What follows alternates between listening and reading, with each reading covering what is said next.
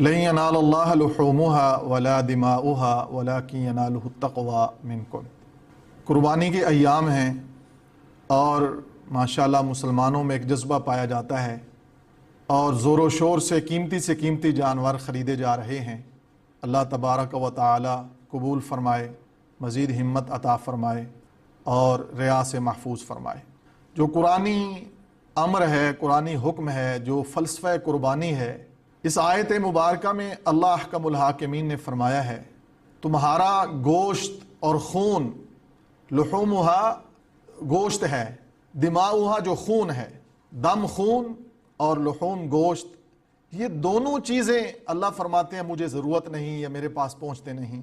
پھر اللہ کے ہاں کیا چیز پہنچتی ہے؟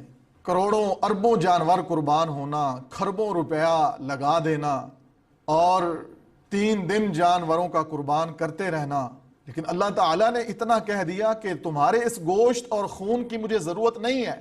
تو میرے بھائیوں پھر ہمیں قرآنی اس حکم پر غور کرنا ضروری ہے کہ اللہ تعالیٰ کیا مطالبہ کر رہے ہیں انسانوں سے، مسلمانوں سے، قربانی کرنے والوں سے، اس سنت ابراہیمی اور سنت محمد رسول اللہ صلی اللہ علیہ وسلم پر عمل پیرا مسلمانوں سے کس چیز کا مطالبہ ہے؟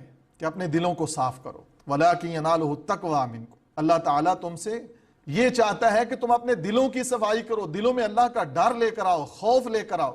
إِنَّ أَكْرَمَكُمْ عِندَ اللَّهِ أَتْقَاكُمْ۔ اللہ کے ہاں مکرم، محترم، عزت والا وہ ہے جس کے دل میں اللہ کا ڈر اور خوف ہے۔ سیدنا علی المرتضیٰ شیر خدا رضی اللہ عنہ نے تقوی کا مفہوم فرمایا کہ کانٹے دار جھاڑیاں دائیں بائیں اور آدمی کپڑوں کو سمیٹ کر چلتا ہے، اس طرح اس دنیا کی زندگی میں چلیں کہ کہیں اللہ کی نافرمانی نہ ہو جائے، نبی رحمت صلی اللہ علیہ وسلم کی نافرمانی نہ ہو جائے۔ نمود و نمائش ریا سے بچنا ضروری ہے، اور اللہ مالک الملک ہم سے یہی مطالبہ کرتے ہیں کہ تم دلوں کو صاف کرو، لباس اتنا خوبصورت پہن لینا عید والے دن، چہرے کو مزین اور خوبصورت کر لینا، بہترین پرفیومز اور خوشبو اور عطر لگا لینا۔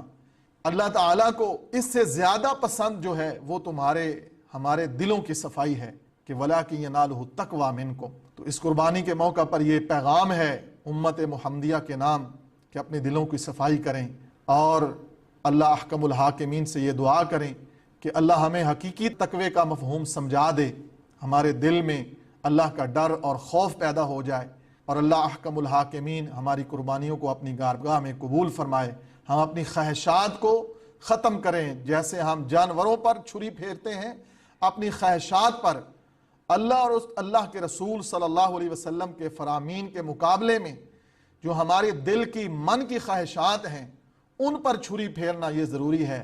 یہ بھی ایک بہترین اور واضح موضوع اور مضمون ہے کہ ہمیں چاہیے کہ ہم اپنی خواہشات پر چھری پھیریں، اپنی خواہشات کو قربان کریں، ترک کریں، اور اللہ کا ڈر اور خوف دل میں لے کر آئیں، اور جانوروں کا خون بہاتے ہوئے یہ دعا کریں کہ اللہ کریم ہم نے جو کچھ کیا تیری رضا کے لیے کیا، پس تو قبول فرما۔